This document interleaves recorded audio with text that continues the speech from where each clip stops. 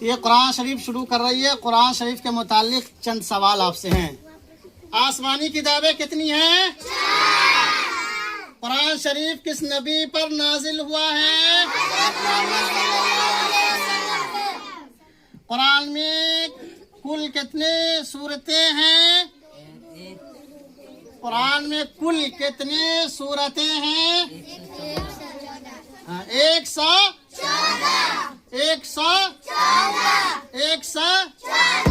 سمجھ گئے کتنے ہیں؟ تو قرآن میں اب کتنی صورتیں ہیں؟ قرآن کس نبی پر نازل ہوا؟ کس مہینے میں نازل ہوا؟ رمضان میں. کس مہینے میں نازل ہوا؟ کس مہینے میں نازل ہوا قرآن شریف؟ کس مہینے میں؟ کتنے سال میں؟ 23 سال. ہاں کتنے سال میں؟ قرآن شریف کس مہینے میں نازل ہوا؟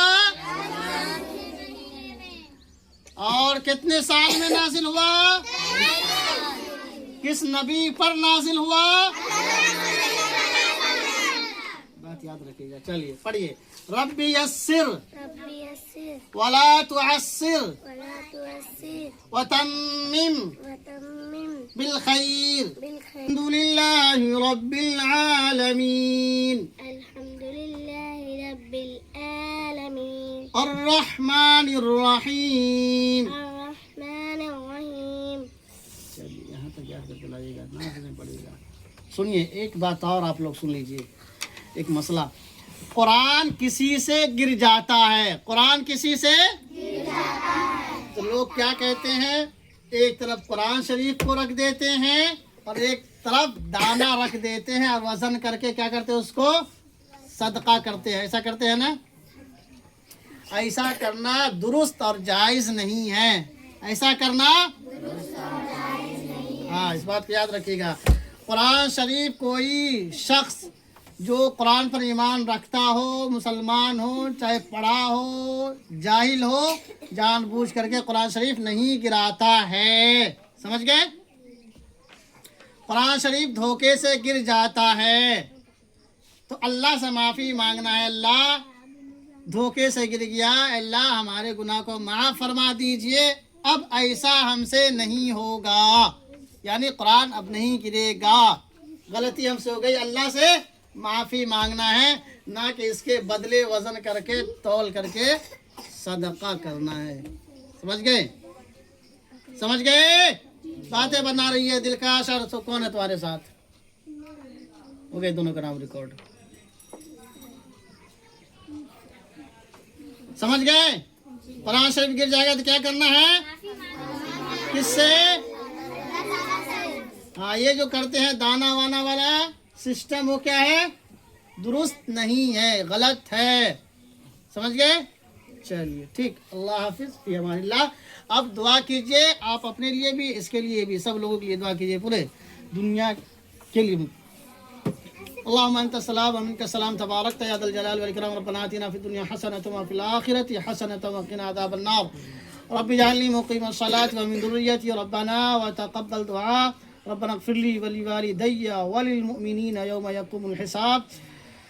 اللهم اغفر لي ذنبي ووسع لي في داري وبارك لي في رزقي یا الہ العالمین یا اکرم الاکرمین یا غفور الرحیم. ہم گنہگار خطا کار تیرے بندے ہیں پیارے حبیب صلی اللہ علیہ وسلم کے امت میں. اللہ اپنے فضل و کرم سے ہم سبوں کو گناہوں کو معاف فرما. اے رب کریم اپنے فضل و کرم سے اللہ ہم سبوں کو اپنے خاص بندوں میں شمار فرما لے.